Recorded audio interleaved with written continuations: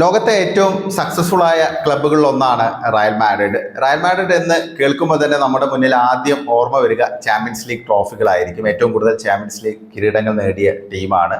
വലിയ സക്സസ്ഫുൾ ആയുള്ള result club ഫുട്ബോളിൽ ഉണ്ടാക്കിയ ഒരു ടീമാണ്. അപ്പോൾ റയൽ മാഡ്രിഡിനെ സംബന്ധിച്ച് ഒരു സിൽവർ വെയർ ഇല്ലാത്ത സീസൺ എന്ന് പറഞ്ഞാൽ അത് വലിയ പ്രശ്നം തന്നെയാണ്. അപ്പോൾ കഴിഞ്ഞ സീസൺ അങ്ങനെയായിരുന്നു, ഒറ്റ ട്രോഫി പോലും നേടാൻ റയലിന് സാധിച്ചിരുന്നില്ല. അപ്പോൾ ഈ സീസൺ, വരുന്ന സീസണിൽ എന്തായാലും ഒരു റീവാമ്പ് തന്നെയായിരിക്കും റയൽ മാഡ്രിഡ് ലക്ഷ്യമിടുന്നത്. കാരണം എത്രയും വേഗം ആ ഒരു പഴയ പ്രഭാവത്തിലേക്ക് റയലിന് പോകേണ്ടതുണ്ട്. കാരണം കഴിഞ്ഞ സീസണിലെ പെർഫോമൻസ് ടീമിൻ്റേത് വളരെ നിരാശാജനകമായിരുന്നു. കാരണം പ്രമുഖ ക്ലബ്ബുകൾക്കെതിരെ കളിക്കുമ്പോൾ വമ്പൻ തോൽവികളൊക്കെ നേരിടേണ്ടി വന്നു. അത് ഒന്നോ രണ്ടോ ഇൻസിഡന്റ് അല്ല, ബാഴ്സലോണയോട് പോലും ഒരൊറ്റ മത്സരത്തിൽ പോലും, ഒറ്റ എൽ ക്ലാസിക്കോയിൽ പോലും ജയിക്കാൻ കഴിഞ്ഞ സീസണിൽ റയലിന് സാധിച്ചിട്ടില്ല. അപ്പൊ റയൽ മാഡ്രിഡിന് എത്രയും വേഗം ആ സെന്റർ സ്റ്റേജിലേക്ക് തിരികെ വരേണ്ടതുണ്ട്. ഇപ്പൊ സാബി അലോൺസോ കോച്ചായി വന്നിട്ടേ ഉള്ളൂ. പക്ഷെ അദ്ദേഹത്തെ സംബന്ധിച്ച് അദ്ദേഹത്തിന് ഒരു വലിയ ടാസ്ക് ആണ് മുന്നിലുള്ളത്. കാരണം ടീമിൽ ഒരു ഒത്തിണക്കം കൊണ്ടുവരിക എന്നുള്ളത്. കാരണം വമ്പൻ താരങ്ങളുണ്ട്, പക്ഷെ വമ്പൻ താരങ്ങളും ഇൻഡിവിജ്വൽ ബ്രില്യൻസും ഉണ്ടായതുകൊണ്ട് മാത്രം റയലിന് ഒരു വിജയമൊന്നും നേടാൻ പറ്റില്ല. നമ്മൾ കണ്ടതാണ് കഴിഞ്ഞ സീസണിലെ പല പ്രമുഖ മത്സരങ്ങളിലും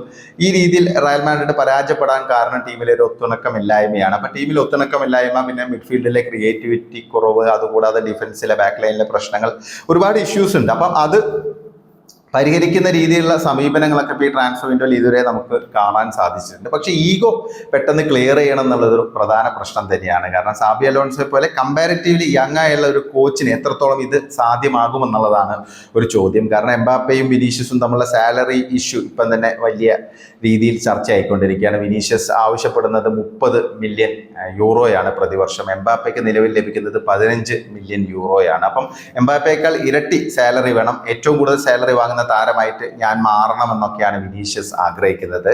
അത് ഈ ഒരു ട്രാൻസ്ഫോർമേഷൻ ഫേസിൽ തന്നെ വിനീഷ്യസ് ഇത്തരം കടുംപിടുത്തമൊക്കെ സ്വീകരിക്കുന്നത് ആ താരത്തിനും ഗുണം ചെയ്യുമെന്ന് ആരും പ്രതീക്ഷിക്കുന്നില്ല. ഈ റിപ്പോർട്ടുകളൊക്കെ ശരിയാണെങ്കിൽ വളരെ ബാഡായുള്ള ഒരു ബിഹേവിയർ തന്നെയാണ് വിനീഷ്യസിന്റെ ഭാഗത്ത് നിന്ന് ഉണ്ടായിരിക്കുന്നത്. ഓഫ് കോഴ്സ് നമുക്കറിയാം വിനീഷ്യസ് മികച്ച പ്ലെയറാണ്, ലോകോത്തര താരമാണ്, 2 ചാമ്പ്യൻസ് ലീഗ് കിരീടം നേടിക്കൊടുക്കുന്നതിൽ നിർണായക പങ്ക് വഹിച്ച പ്ലെയറാണ്. അതൊക്കെ ശരിയാണ്. പക്ഷേ നല്ലൊരു പാക്കേജ് തന്നെ റയൽ മാഡ്രിഡ് വിനീഷ്യസിന് മുമ്പാകെ വെച്ചിരുന്നു, അതായത് കോൺട്രാക്ട് എക്സ്റ്റൻഷനുമായി ബന്ധപ്പെട്ട്. പക്ഷേ വിനീഷ്യസ് ആവശ്യപ്പെടുന്നത് അത് പോരാ, അതിലും കൂടുതൽ വേണം എന്നൊക്കെ പറയുമ്പോൾ അതെന്തോ ടീമിൽ കൂടുതൽ പ്രശ്നങ്ങൾ ഉണ്ടാക്കാൻ ഒരു സാധ്യതയാണ് കാണുന്നത്. അപ്പൊ സാബിയെ സംബന്ധിച്ച് ഇവരുടെയൊക്കെ ഈഗോ ക്ലിയർ ചെയ്ത് ഒരൊറ്റ യൂണിറ്റ് ആയിട്ട് ടീമിനെ മാറ്റിയെടുക്കണം. പുതിയ പ്രതിഭകൾ വന്നിട്ടുണ്ട്, യങ് പ്ലെയേഴ്സ് വന്നിട്ടുണ്ട്. അതിനൊപ്പം തന്നെ ഈ എസ്റ്റാബ്ലിഷ്ഡ് ആയുള്ള പ്ലെയേഴ്സിനെയും ഒരുമിച്ച് കൊണ്ടുപോകാൻ അദ്ദേഹത്തിന് സാധിക്കണം. എന്നാൽ മാത്രമേ റിസൾട്ട് ഉണ്ടാവുകയുള്ളൂ എന്നുള്ള കാര്യത്തിൽ സംശയം വേണ്ട.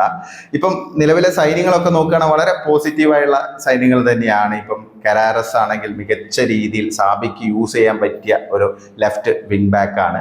പിന്നെ ട്രെൻഡ് അലക്സാണ്ടർ അർണോൾഡിന്റെ സൈനിങ്ങിനെ കുറിച്ച് കൂടുതൽ നമ്മൾ പറയേണ്ട ആവശ്യമില്ല. ഓൾറെഡി ട്രെൻഡിന്റെ ആ ഒരു ഇമ്പാക്ട് ടീമിൽ വന്നു കഴിഞ്ഞു. ഒരുപാട് ക്രോസുകളൊക്കെ ലഭിക്കും, ഒഫൻസീവായിട്ട് ഒരുപാട് ഹെൽപ്പ് ചെയ്യാൻ പറ്റുന്ന ഒരു പ്ലെയർ ആണ്.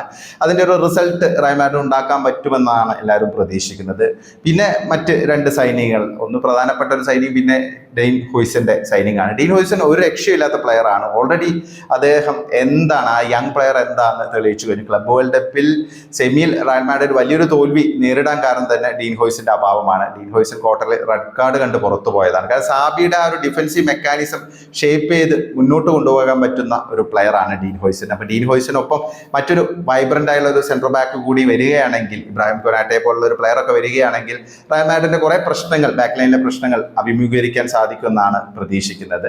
പിന്നെ നല്ലൊരു മിഡ്ഫീൽഡർ വേണം, ഒരു സെൻട്രൽ മിഡ്ഫീൽഡർ വേണം, ഒരു ക്രിയേറ്റീവ് മൈൻഡ് സെറ്റ് ഉള്ള, ഹോൾഡിംഗ് ആയിട്ട് ബോളൊക്കെ കൺട്രോൾ ചെയ്യാൻ പറ്റുന്ന ഒരു പ്ലേ മേക്കിംഗ് എബിലിറ്റി ഉള്ള ഒരു മിഡ്ഫീൽഡറാണ് റയലിന് ആവശ്യം. ടോണി ക്രൂസിന്റെ ആ ഒരു അഭാവം ഇപ്പോഴും ടീമിൽ നിൽക്കുകയാണ്. അത് ഈ ഒരു സീസണിൽ ഉണ്ടാവുമോ എന്നുള്ള കാര്യത്തിൽ സംശയമുണ്ട്. കാരണം മാനേജ്മെന്റ് അത്തരത്തിലുള്ള ഒരു സൈനിങ് ചിലപ്പോൾ നടത്തിയേക്കില്ല എന്നുള്ള റിപ്പോർട്ടുകളൊക്കെ വന്നിരുന്നു. പ്രത്യേകിച്ച് വെറുത്തല്ലാത്ത പ്ലേയേഴ്സിന് വമ്പൻ തുക കൊടുത്ത് കൊണ്ടുവരാൻ ഫ്ലോറന്റീനോ പെരസിന് താല്പര്യമില്ല എന്നുള്ള റിപ്പോർട്ടുകളൊക്കെയാണ് സ്പാനിഷ് മാധ്യമങ്ങളൊക്കെ കഴിഞ്ഞ ദിവസം നൽകിയിരുന്നത്. അപ്പം ഇതൊക്കെ ഒരു ഘടകമാണ്. പക്ഷേ റയൽ മാഡ്രിഡിനെ സംബന്ധിച്ച് ഏറ്റവും പ്രധാനപ്പെട്ട കാര്യം ബാഡ്ജിന് വേണ്ടി കളിക്കുന്ന 11 പ്ലെയേഴ്സിന് ഗ്രൗണ്ടിൽ ഇറക്കുക എന്നുള്ളതാണ്. അത് തന്നെയായിരിക്കും സാബി അലോൺസോയ്ക്ക് മുമ്പിലുള്ള ഏറ്റവും പ്രധാനപ്പെട്ട ഒരു കടമ്പ. കാരണം അദ്ദേഹത്തിന്റെ ഒരു ശൈലി നമുക്കറിയാം. ബയർ ലെവർക്യൂസനിലൊക്കെ ആവറേജ് പ്ലെയേഴ്സിനൊക്കെ വെച്ച് വലിയ റിസൾട്ട് ഉണ്ടാക്കിയ ഒരു കോച്ചാണ്. എല്ലാവരും പരമാവധി ഓടി കളിക്കണം ഗ്രൗണ്ടിൽ എന്ന് ആവശ്യപ്പെടുന്ന കോച്ചാണ് അദ്ദേഹം. ഓൾറെഡി ഇത് റയൽ മാഡ്രിഡിൽ വന്നതിന് ശേഷവും സൂചിപ്പിച്ചിരുന്നു. ഏറ്റവും കൂടുതൽ ഓടിക്കളിക്കുന്ന പ്ലെയേഴ്സിനെയാണ് എനിക്ക് വേണ്ടതെന്നുള്ളത്. പ്രത്യേകിച്ച് അദ്ദേഹത്തിന്റെ പ്രസ്സിംഗ് ശൈലിക്ക് അനുയോജ്യരായുള്ള പ്ലെയേഴ്സ്. അപ്പം അത് ഈ എംബാപ്പെ ആണെങ്കിലും വിനീഷ്യസ് ആണെങ്കിലും എത്രത്തോളം അവർ ആ ഒരു സാബിയുടെ ആ ഒരു റിക്വയർമെന്റിന് അവർ സെറ്റാവും എന്നുള്ളത് ഒരു ചോദ്യമാണ്.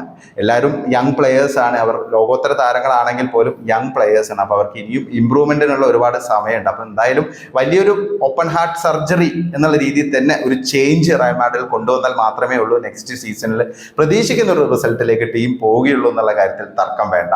അപ്പോൾ നിങ്ങൾക്ക് എന്താണ് തോന്നുന്നത് ഈ ഒരു നിലവിലെ റയൽ മാഡ്രിഡുമായി ബന്ധപ്പെട്ടിരിക്കുന്ന ഈഗോ പ്രശ്നങ്ങളും മറ്റ് ഇഷ്യൂസിനെയൊക്കെ നിങ്ങൾ എങ്ങനെയാണ് കാണുന്നത്?